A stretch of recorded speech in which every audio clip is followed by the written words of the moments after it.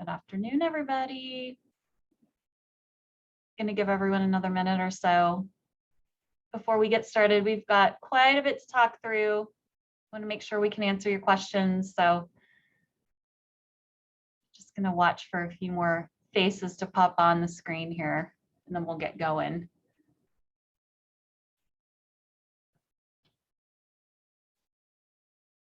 Hey, Jen, you made it up. We did. Everybody else should be logging in more shortly. Okay. Good. We'll get going in another 60 seconds or so.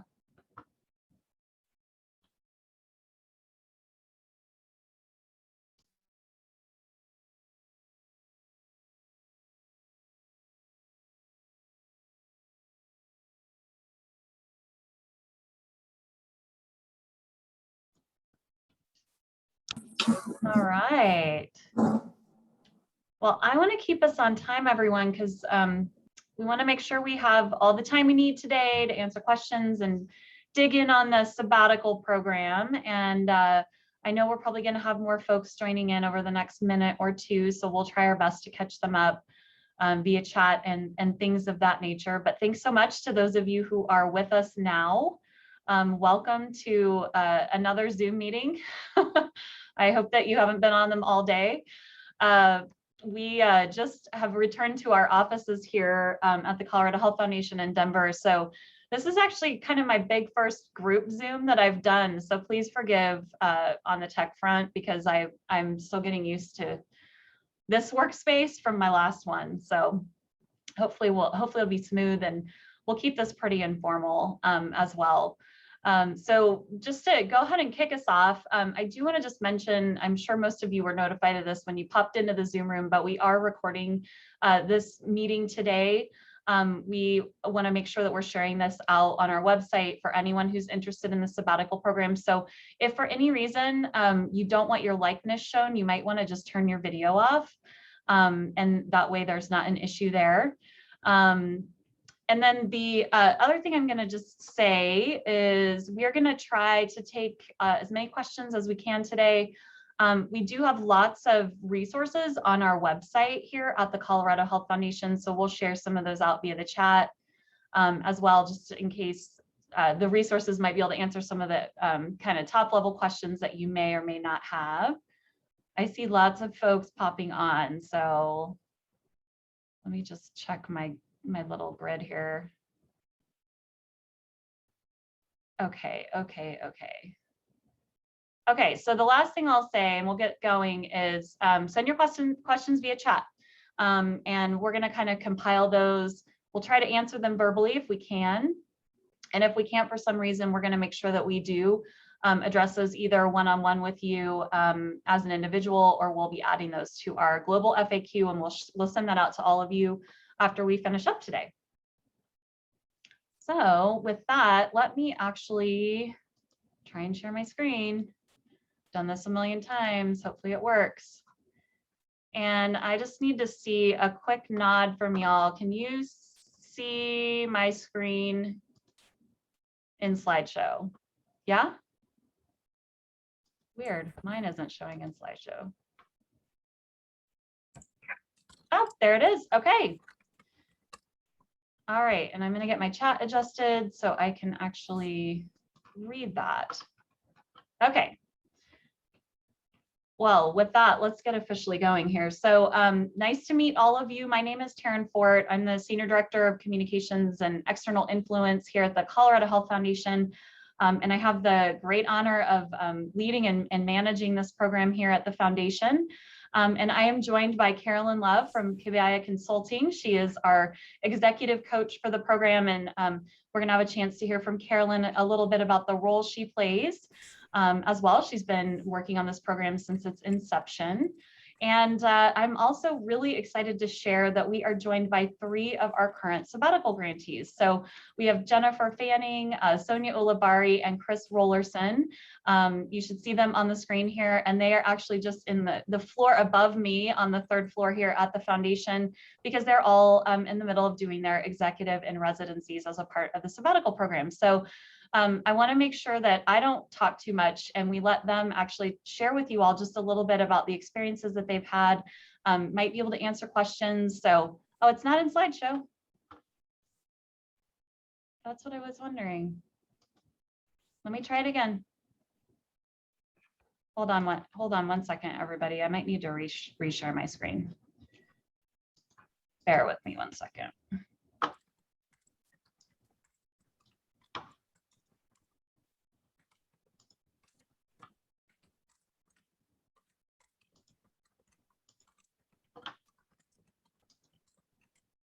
Can you see it yet, Carrie? Or is it still not in slideshow?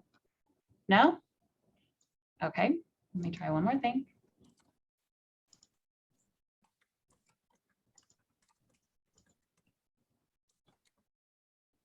Slideshow? Yay. Okay, thank you. Thank you all for bearing with me. All right, well, I'm not going to go back through intros because you saw all of our photos there. I am going to actually dive right in and talk about the program and do a little bit of a program overview for everyone. So for those of you who may not be familiar with the sabbatical program here, this is a program that we stood up in 2019 here at the Colorado Health Foundation. It is a brand new type of program for us to be offering to the nonprofit sector, and we have been really excited about how it's been going so far. It still feels new to us. And through this program, we have a couple of goals. So obviously the first primary goal is about recognizing and rewarding those long-term and respected nonprofit executives who are working across the state of Colorado. And the second goal is really about also strengthening the organizations that they are leading. So this program does not just provide funding for that actual sabbatical experience itself. And we'll talk just a little bit more about that in a moment. So folks who end up with a grant from this program have the opportunity to apply for up to $95,000 to support 4 primary features of the program. So the first one obviously is that executive sabbatical, and that is for activities of the executive director's choice. The sabbatical is going to be either 3 or 4 months in duration, depending on what works best for the executive director. There are also 2 other pieces that are related to the organizational support. So we also provide funding in this grant for interim leadership. Those are the folks who are stepping up to help lead the organization during the sabbatical itself. We also provide funding for staff capacity building support. And then finally, the 4th feature is really that executive in residence, which is a fairly unique aspect to a program of this nature. So as I mentioned earlier, we do have 3 of our grantees with us today who are doing their residencies right now, so they can tell you the reality of what's happening, but this is the way it's designed. So we put this feature together. Most sabbaticals don't feature this type of thing, but this is really designed to be a co-learning experience for the executive director and those of us at the Colorado Health Foundation. And part of why we put this into place is we really wanted to lean into our cornerstones around being community informed. And this was just such an incredible opportunity for us to be able to engage with executive directors in a way that we typically cannot, to learn from them over a longer period of time than just like, you know, a traditional meeting setting. And so it's a 1-month period or 4 weeks long. It's usually occurring after the sabbatical itself is what we've learned so far.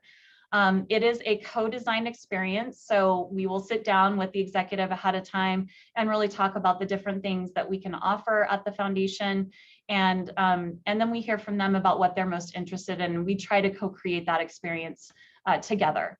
The executive director will need to be residing in Denver during that period of time and actually be working in the office here in Denver at the Colorado Health Foundation. And then I'll just also mention that all of the associated costs with the executive in residence are covered by the foundation. It is meant to not be a burden on that executive. So I will stop there, and I will let the folks who are experts at this actually talk a little bit more about this when they share a little bit about what things have been like for them. So let's talk a little bit about the sabbatical piece of this grant. So in terms of the detail behind what this piece of it is, applicants have an opportunity to apply for up to $20,000 for those sabbatical activities that they are most interested in. That can be professional development, it can be travel, personal activities with your family. And the foundation really has no say over what those activities are. We do ask to get a little bit of a sense of what you're thinking about doing during that period of time, but it is definitely not a decision factor for us. There's also an opportunity to apply for a salary subsidy and benefit subsidy. We want to make sure the executive directors are being paid and taken care of from a benefit standpoint while they're out. So there's an opportunity to apply for between $25,000 to $50,000, depending on what the salary might be. And then in terms of expectations, again, activities are really up to the discretion of the executive director.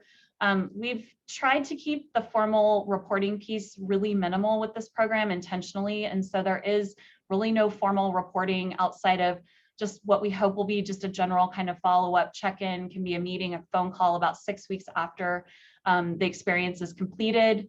I will say that there are a large number of meetings and just communications that happen with the executive director leading up to the sabbatical, and there's an orientation experience. So there's quite a bit of engagement with the foundation staff, but again, no formal reporting at this time. There's also no financial reporting required back to us. There's an 18-month window for you to actually take the sabbatical once the funds are received. And then, we obviously want to see total disengagement. We want folks to be disengaged in a way that really allows you to rejuvenate and come back to the work that you're engaged in a way that, takes you to a different level. And then one recommendation that we really, I want to make sure we spend some time talking about this, because this is something that, could be a make or break for some folks in terms of whether or not they apply. But one of the recommendations we have is that if you or your organization is thinking about applying for this, we really recommend that you consult with a professional and a personal tax expert before applying, because there is a potential for tax liability on the executive director, depending on how a tax expert might perceive this. I will note that the grant does go to the organization. It is not made to the executive director, but there's still potential implications there. And so we really recommend that you get some tax advice before actually even going through the application experience. So on the interim leadership front, this program again offers funding for that. So you can apply for up to $10,000 to reward internal leadership that step in while the executive director is out on sabbatical. And part of why we put this into the program is that we just saw an incredible opportunity for, a focus on building internal leadership bench. We know this isn't something that lots of folks can spend a lot of time on. We've certainly heard from a lot of our applicants to date that this is a pretty incredible experience in terms of thinking about succession planning. And so we really encourage and look to this interim leadership plan in our decision making. There is an interim leadership template that is needs to be completed with the application itself. And we do ask that the interim leadership plan be built around existing and current staff as much as possible, and that you not be leaning on the potential for hiring contractors. We certainly understand that staffing changes happen and things of that nature, which have already happened between the submission of an application and the receipt of a grant. Those things are natural, but we're really looking for you to be drawing on the strengths of your existing staff as much as possible. On the capacity building front, there are also funds available for this. You can apply for up to $15,000 for staff capacity building. Those funds can be used for up to 2 years once you receive the grant.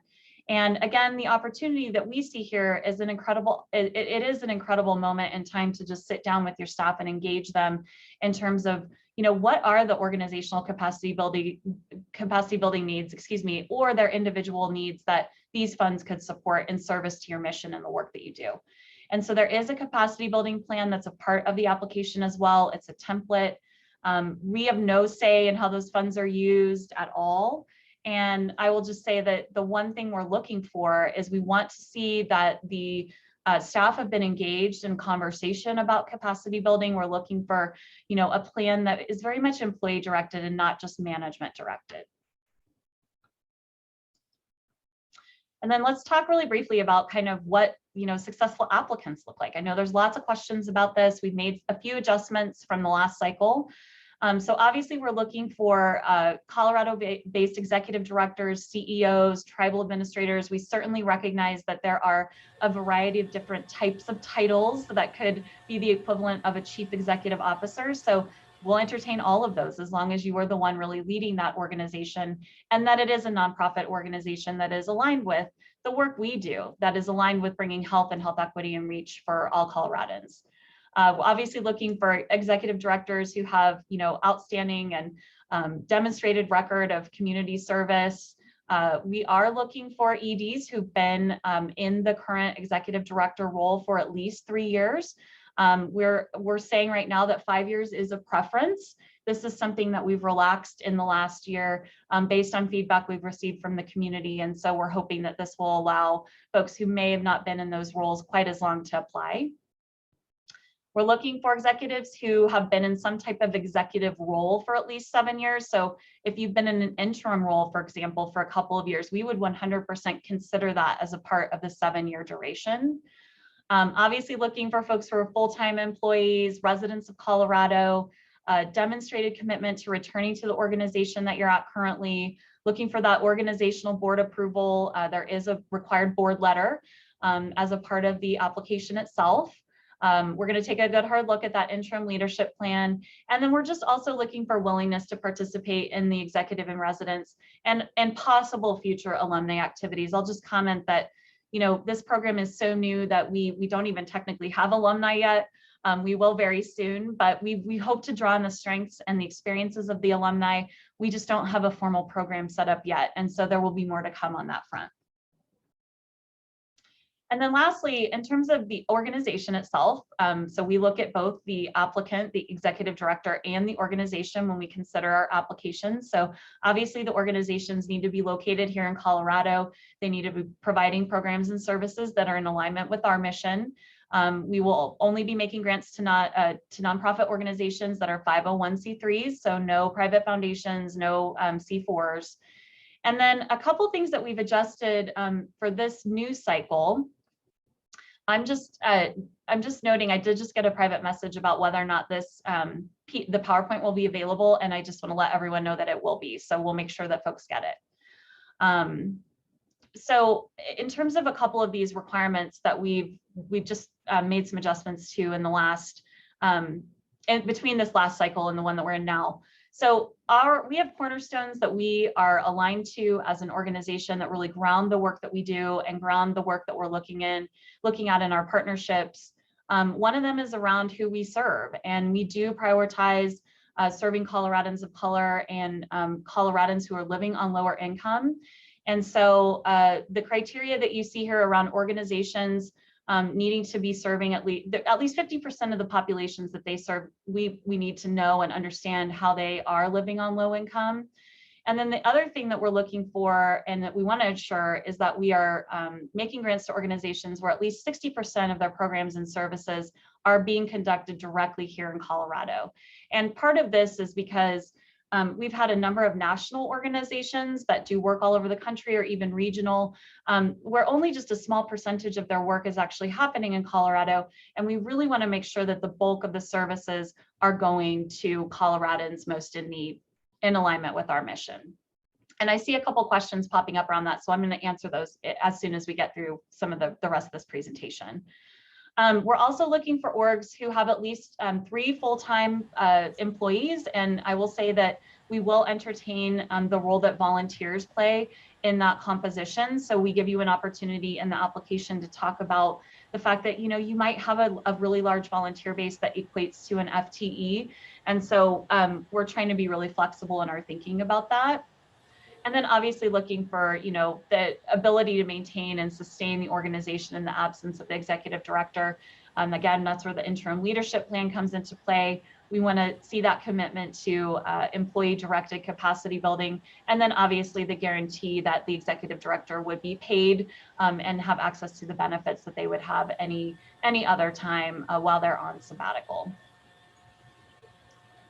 And let me just take one moment and see if I can quickly answer a couple of these questions. And if I can't, I'm just going to, oh, I see some of these are direct messages. So I'll answer direct messages directly to all of you, just so you know. There's a question in here about, does the organization need to be headquartered in Colorado, or is programming in Colorado the key? We really are looking for organizations that are headquartered in Colorado as much as possible. And that's why we're looking for, that's why we've made the criteria more specific around the programming percentage. So if you're doing 60% or more of your programming in Colorado, I would say you would likely be an organization that would be eligible. Yes, I see a note about exec in residence. We'll talk more about that. And then again, I've gotten several direct messages. So let me answer those while we hear from Carolyn and the executives. And keep the questions coming. I just have one final slide here with a few quick facts that I want everyone to just tuck away. So we are open for our third cycle right now. So you can apply for this program right now. The application is open until January 7th, 2022 at 5 p.m., I believe. We have lots of different resources for the application process on our website at coloradohealth.org, including an application PDF that I encourage everyone to take a look at ahead of time if you're not familiar with it. We also have technical assistance available in the form of coaching. Carolyn's going to talk more about that in just a moment. And our review period or decision-making period really starts right as soon as those applications come in. We will begin reviewing those actually in January, and then we're going to have interviews and decisions happen by the end of March. So we're really hoping to wrap those up. So if folks want to go out on sabbatical for the summer period, that they would be able to do that. And then a little bit of a change this year, we've been progressively adding one sabbatical award a year since we started. So we will be making up to 5 awards in 2022. So hopefully that's good news to all of you. And let's see, one quick question I'll answer before I turn this over to you, Carolyn. I see a question about future cycles. Do you anticipate granting this program? So we are anticipating a grant cycle every year. So in theory, in 2022, we would make 5 awards. What isn't included in that cycle is that the cycles really overlap, because once a grant is made, the grantees have up to 18 months to actually take their sabbatical. So there's really overlapping experiences that happen. But in terms of the actual grant awards, this year we made 4. We're going to be announcing those in October. And then next year we're going to be adding an additional one and making up to 5 grants. So Carolyn, I will officially turn things over to you. Would you like me to just mention really quick the Nonprofit Finance Fund opportunity? Great.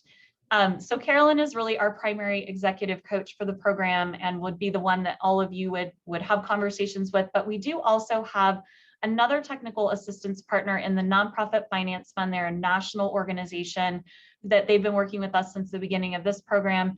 They offer obviously financial service consulting of all different types, and they are available to all of our applicants as well on request. And so if there was a desire for you to speak to someone or have someone take a look at your budget or anything of that nature, we can connect you with the Nonprofit Finance Fund to have that really specific type of consulting.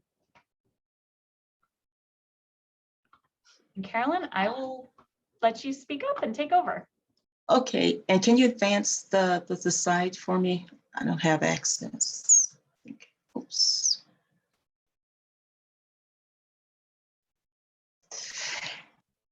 So I'm looking forward to having an opportunity to speak with, if needed, all of you. But my role in this process, as you can see it outlined here, there are 4 specific touch points. One is to really provide that support on the front end.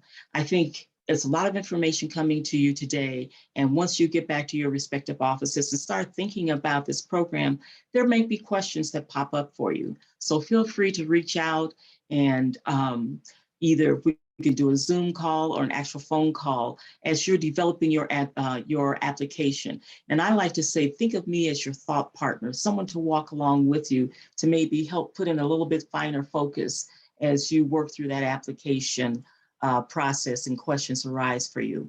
Then the next touch point that I have with the program is to consult and provide support for that orientation process. For those people who are now the grantees and they're going through the orientation and trying to really take that proposal, that application they put together and say, okay, let me start putting the pieces together and really thinking through what it's going to actually look like for me.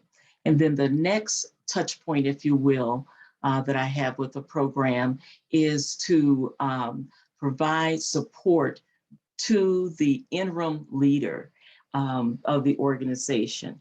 What I've learned is that our executive directors are absolutely fabulous. So we work with them on the front end as they're thinking through their process, but then when they exit, to really provide and be there to provide support for the interim leadership team as things might arise for them.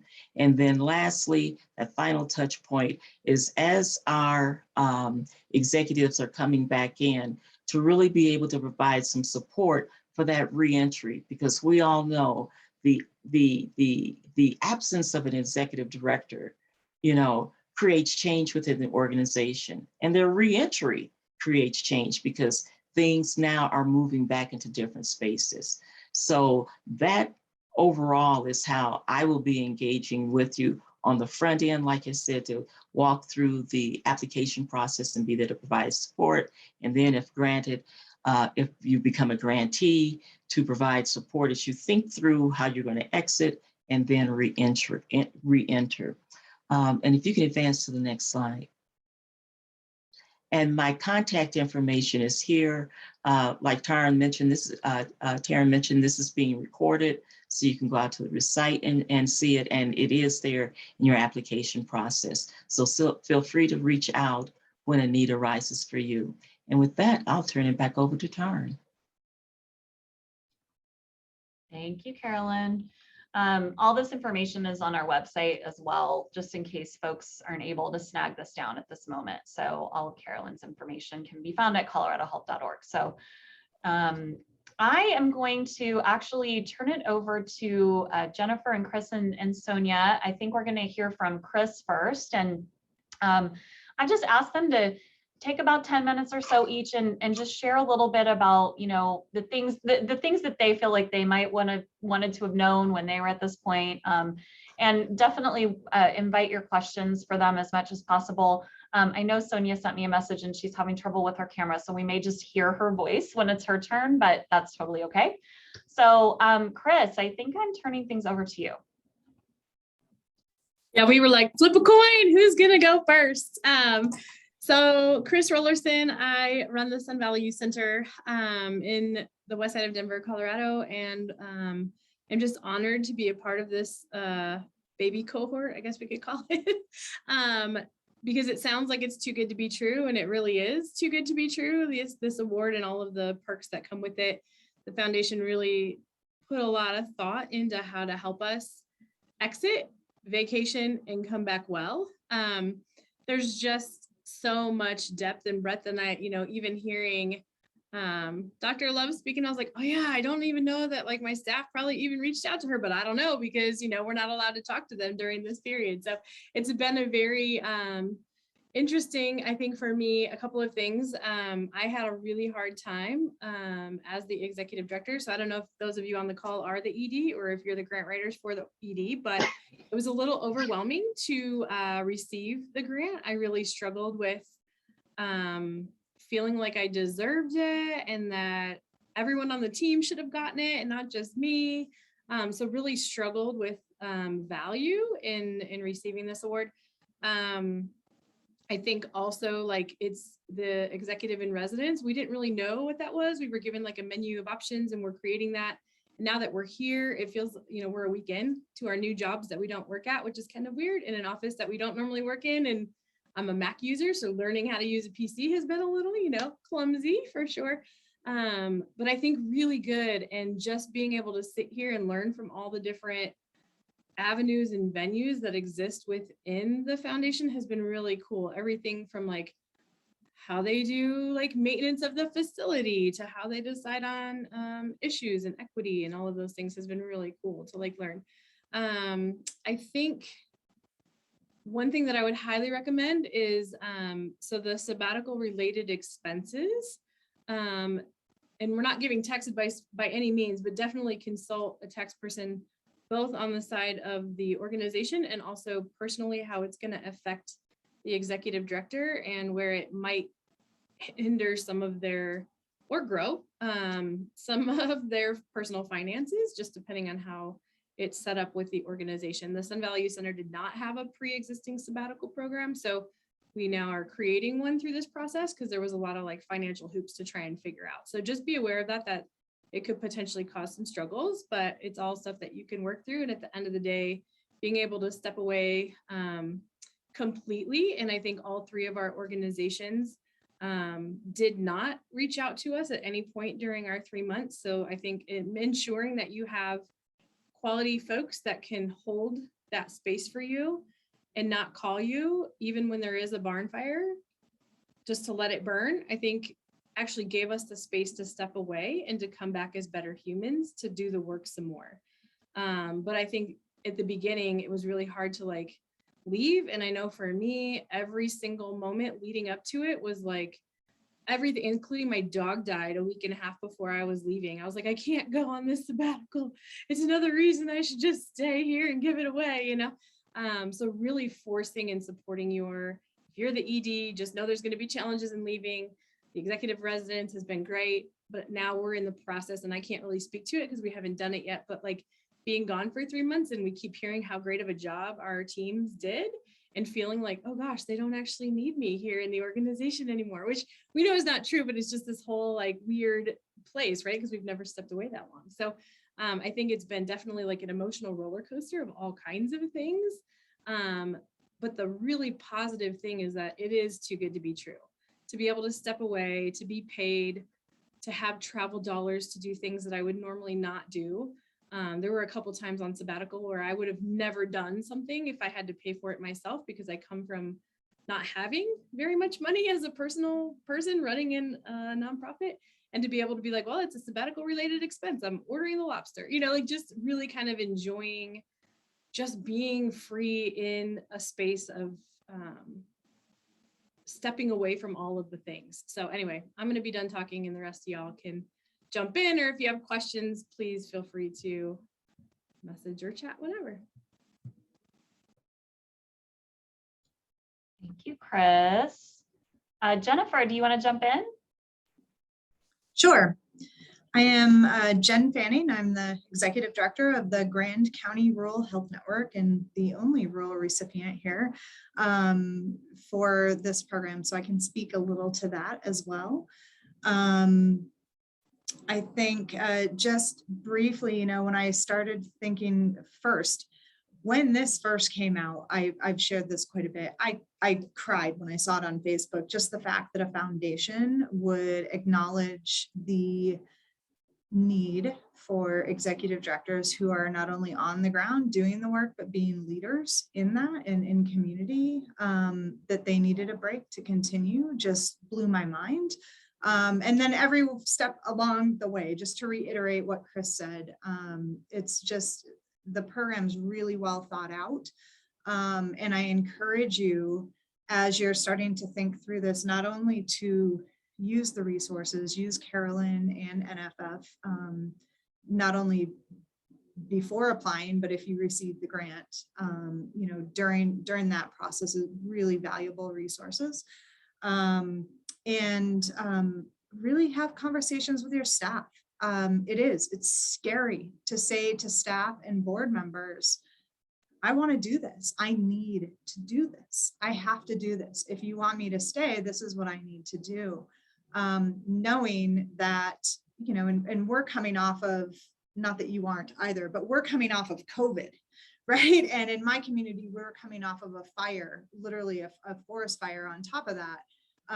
Where my organization responded. So truly, like everybody I knew that I worked with, my team, my partners, my board, like everybody was burning the candle at both ends. So to be able to not only receive this, but then leave to go do this, it was difficult. And even at the beginning to say to them, I need to do this. But I encourage you to have that conversation because it is really important and really valuable. And the whole point of the capacity building and interim leadership plan is that your team is involved and in fact centered in that, and to have those conversations with them as part of that application process is really, really important. I think for me, one of the biggest things that I learned prior to leaving, I think Chris had mentioned about the tax implications, but there were a lot of things that I feel like I had to do as an organization, as a leader in the organization, that hopefully future generations of these recipients won't necessarily have to do, because they can use our collective knowledge as kind of that alumni piece that Taryn was mentioning.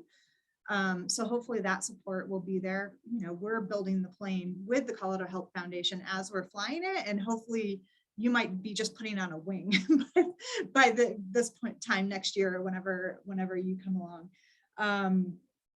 But I think, again, really reminding my team right before I left that, you know, they were starting to freak out.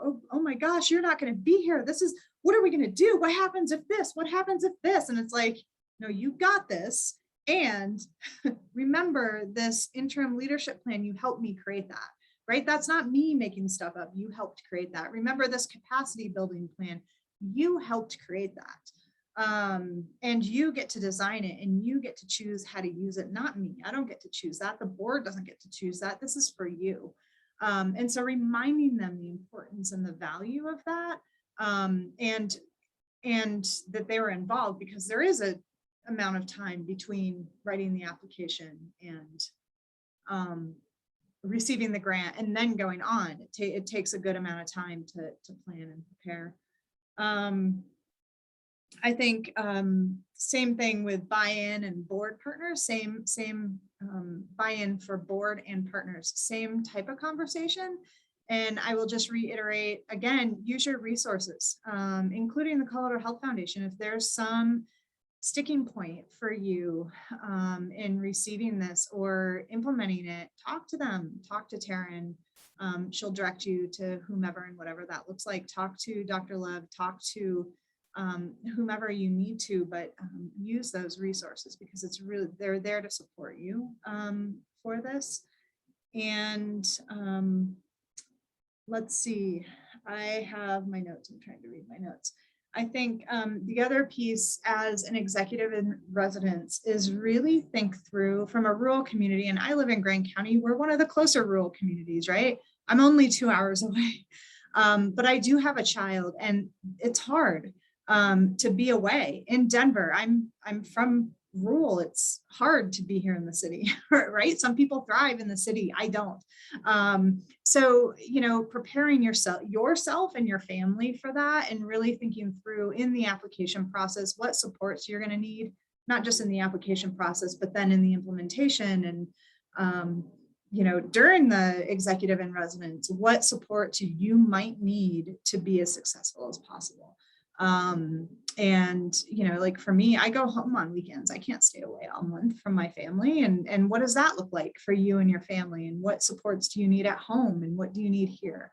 And so, you know, I think I've thought about some of that, but I didn't think about kind of what it would really look like for the whole month until I got here. And so I think that started me down that path. But I will say the in-person experience, creating relationships with people here, learning, I feel like every single meeting and every single thing that we do here, I learned something to be like, oh, that's helpful for me as a person, that's helpful for me as a leader, or that's helpful for my organization, my community, whatever it is. So this experience is extremely valuable.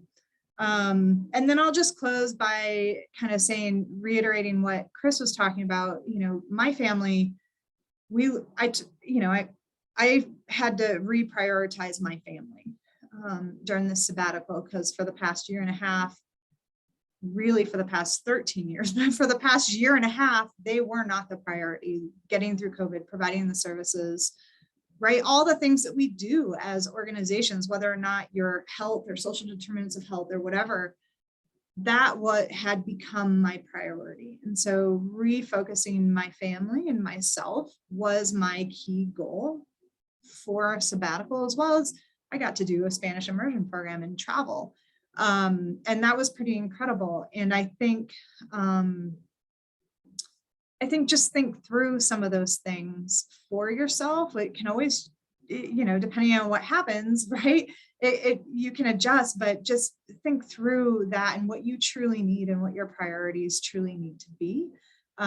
What you need to do for yourself during that sabbatical, and put that on paper. And I think that that will help you be successful. And whether or not you get the sabbatical, hopefully you do, right? But whether or not you get it, I think that that piece of thinking and prioritizing will help shape future time off, future things for yourself as well. Thank you, Jen. And sorry to everyone that I didn't stop sharing my screen so you can see her face right in front of you. So I'm gonna ask Sonia to jump in and share just a little bit about what she's experienced. Thanks, Taryn. Good afternoon, everyone. Sonia Uluwari. I'm the CEO at Girls Inc. of Metro Denver. Apologies again that you cannot see me on screen. My camera is not working, so not ideal, but hopefully I can add a few things to my peer executives and what they were able to share. So a couple items of note that I think are important in this journey, right? It's another journey that we're taking as leaders, a journey our organizations are taking, is one is the role of really being able to build capacity in your organization, as well as really start thinking about what succession planning looks like. You know, many of us have been in our roles for a long time, and it's really a fantastic tool to be able to think about long-term leadership. It's an important tool to think about the role of your senior team, the role of managers, the role of other staff in an organization, even the role of volunteers if you're a very small grassroots organization, is how do we start to share the weight, the stress, you know, of leadership across the board, not just from the perspective of being able to release some of those things, but of also being able to share some of the influence and power in an organization. And so for us at Girls Inc. of Metro Denver, one of the real important pieces of this journey was starting to think about the way that a full team can start to step into some of the roles that I've traditionally played over the last 10 years, and having really great conversations about how those responsibilities and those roles or those functions get dispersed among a team, especially from a strength-based perspective. So how do we think about who has strengths in what areas, about what weight they can carry in that space, as well as where they want to grow new areas of learning or exposure. So I think it's been really critical for us as I was putting together the application, working with our board to ensure that that level of commitment existed as well.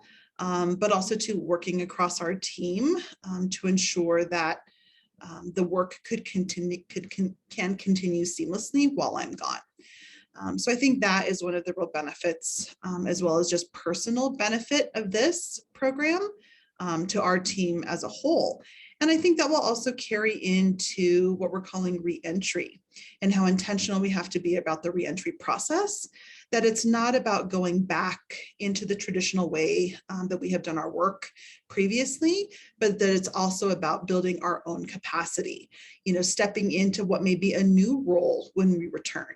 And for many of us who had been experiencing real fatigue and burnout in the work, this also too helps to be part of that solution moving forward, and that we can craft new space for ourselves, as well as continue to build the leadership and power of the people around us.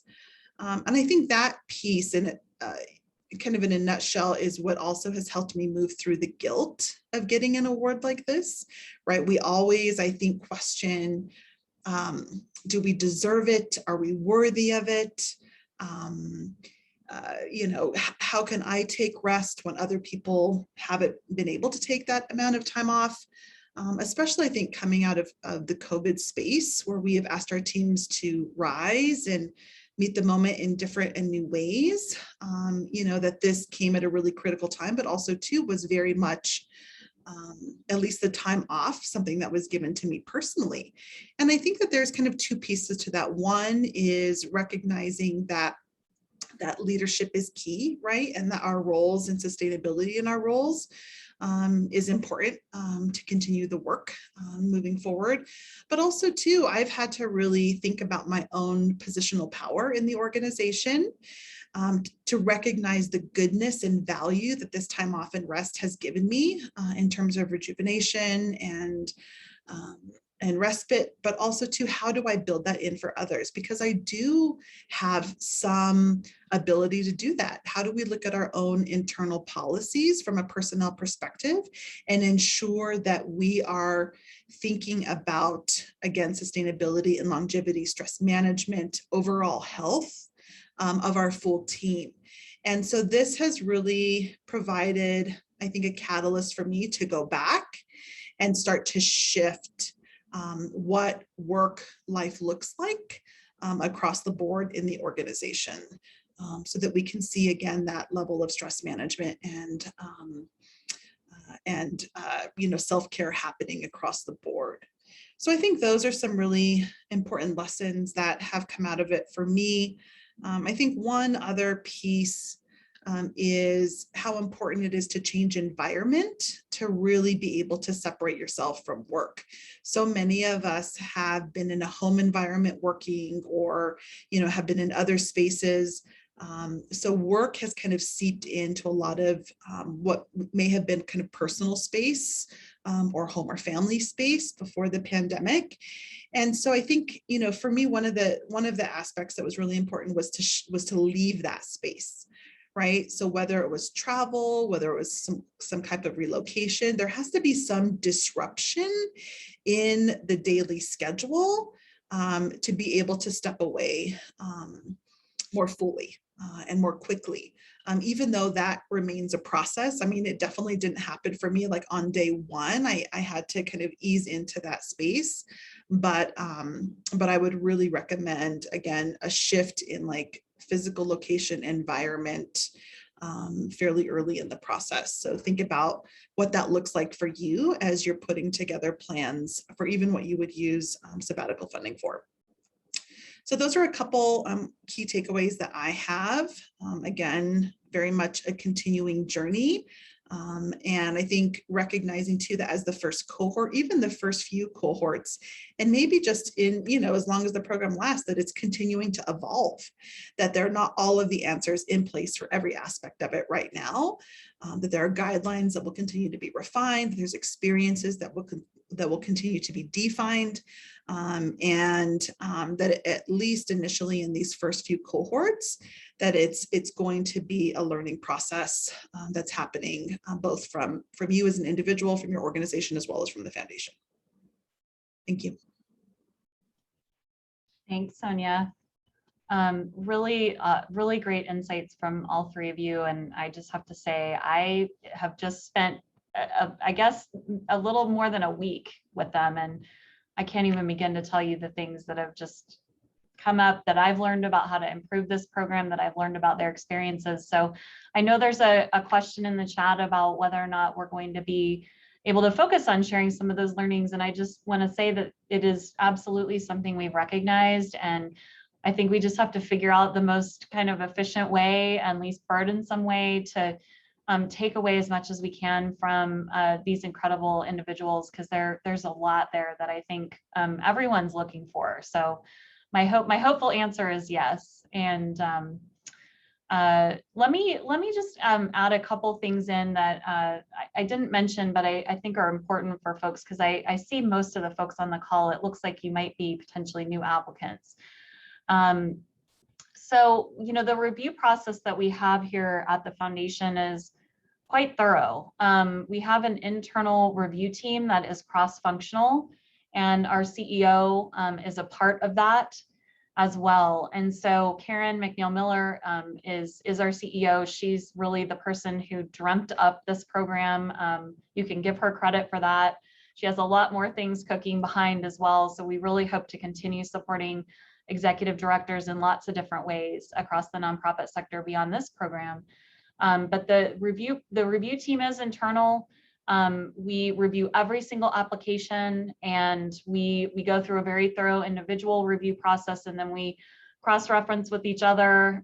We go through a narrowing process, if you will, We do interview the final round of candidates, and we do spend a fair amount of time with folks and try to go as deep as we can with all of you. Every single aspect of the application is important. But I just want to say that, one of the things that I think is important to emphasize without leading too much is that we really want to know you as a person, as an executive director, as a human being. And so whether you are a grant writer on the call or not, and you're saying, no, we don't do that, we really want to know you. We want to know what you've been going through in your role. We want to understand that. We just encourage you to be, as open as you can. And I know that's not the norm for a traditional grant application, but that has, I think, taken folks really far when they've been open. And you just heard some of that openness from these 3 individuals. So we just really encourage you to be, be vulnerable if you're comfortable, and give us as much of a view into who you are in the application if you're going to move forward with one. And then the last thing I'll say, and I know there's a few questions popping up, so I'm going to try and answer those, is that if you go through the application experience and your application is not moved forward, you receive a declination, another kind of unique feature is that you will receive feedback directly from us on your application. And you will receive it directly from Karen, our CEO. So that's a really, I think, kind of unique feature. While we all collectively put that feedback together, Karen is really the person who you would have a conversation with. It's really an opportunity for her to speak to you from a peer perspective. So just know that, even if there's a declination, there will be feedback that is applied, and we try to give really, really robust feedback as much as we can. I think there were some questions about the executive in residence. I know we heard just a little bit about that, and I just want to comment on that really briefly, and I'll turn back to the chat here in just a moment. So again, I think all of them sort of articulated this, but the executive in residence is very experimental. We've already learned a lot of things that I think we need to do differently next round, just to make things a little more streamlined. But essentially what is happening at this point through the experiences is that, we'll sit down with you before, you go out on sabbatical. We kind of have a menu of different options of, departments you can meet with here at the foundation. There are folks who have different types of expertise here. There's a lot of engagement with Karen as the CEO. She has a really tremendous leadership background in addition to her executive experience. So it's like, if you want to talk to her about board management, you can sit down and do that. If you want to talk with folks here about organizational culture, we can provide that. We also are setting up lunch and learns for everyone on the grantee side to educate our staff a little bit about the work that they've been doing. We're anxious to hear about what it's been like to lead an organization through this COVID pandemic and all the racial unrest that's been going on. So we also want to hear from you. And so those are the types of things that are going to be happening. We're trying to get everyone out on the road to the degree that it's safe. So for example, in a couple of weeks, I've got a couple of the grantees going out with me to rural philanthropy days. We've got Chris joining a handful of program officers going out on the road and experiencing what it's like to be one of them. So, there's a lot of different opportunities. Everyone got to attend a board meeting this month. We're opening up access to our director meetings, our leadership team meetings. So there's a lot of, the idea is like we kind of pull the curtain back a little bit and let you see what's happening here and ask questions about it. And it's been great because we've already been receiving feedback from the grantees on things that they're seeing us question. So we hope it's a fruitful experience. And I anticipate that we'll continue to hopefully build upon it based on the learning we take away from what works and what doesn't. So let me take a moment to just peek through the chat. Okay, let's see. Does CHF have the percentage of awards they choose to give to rural and urban applicants? Great question. So we do consider geographic distribution in our final pool of applications. We don't have a specific percentage formula, but it is a consideration that we have and that we it's a pretty big focus, actually. We have not had the number of rural applications we would like to see. So we are really trying to increase that. And we also recognize, especially through some of the feedback Jen has given us, that there may be we know that the needs of executive directors may be very different in rural versus the metro. And so we may need to make some tweaks around that. But actually part of why we're going out to Rural Philanthropy Days is to try to spread the message a little bit more about this opportunity. And I think the executive in residence is a piece where, you know, this idea of living in Denver for a month, we recognize that we have to have some flexibility with that as well. So if the executive in residence piece is something that is sort of making you maybe balk a little bit about the idea, I would really encourage you to have a conversation with us first. And in the application itself, you have an opportunity to articulate kind of your feelings about that. So that's another opportunity to let us know, like if you're having trepidation about something, it's not necessarily like a disqualifier, it's just an opportunity for you to share that with us honestly.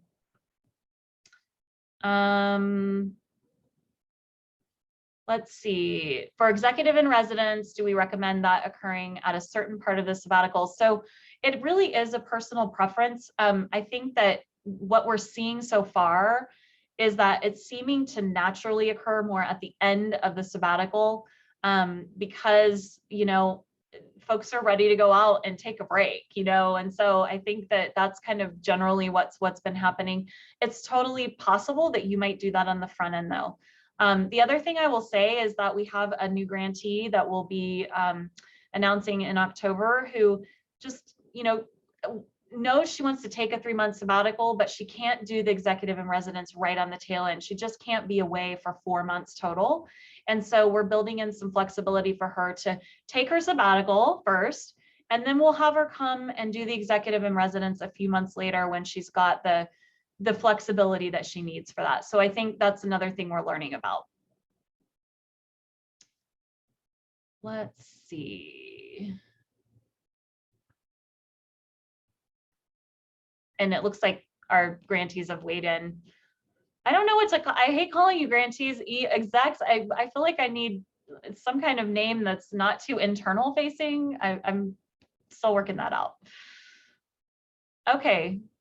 I think I've gotten to all the questions, but does anyone want to just take yourself off mute and ask any final questions? I know we just have a couple minutes left and this has been great. So feel free to do that. We could probably take at least one more if anyone wants to jump in. And if not, that's okay too. We're going to be wrapping this up and we'll send it out to everyone. We'll publish it on our website. We'll make sure everyone has access to the PowerPoint as well. So I'm not seeing anybody go off mute. Okay. Oh, well, I see one more chat. Okay, good. I'm glad this is helpful. We fully recognize that, you know, you may still have questions. So we very much encourage you to reach out to Dr. Love and get those questions answered. She'll redirect things to me as needed. And we're excited to see so many folks excited about this and spread the message. Oh, there's one question. Did anyone get the award in 1 year, but take it in the 2nd year? No, we have not yet had that actually happen. I think that was from Sandy. We have had several repeat applicants though. And so I think that what we've seen with our repeat applicants is much stronger applications on the second time around because they really did a wonderful job of accepting and taking the feedback that we had. And in general, you know, we've seen much improved applications on that second round. And yes, you can apply if you haven't been selected, you can apply again. That's another question that just came to me in a direct message. So, okay. All right, well, everybody be well, stay well, take good care, and let us know what questions you have. Have a great weekend. Bye-bye.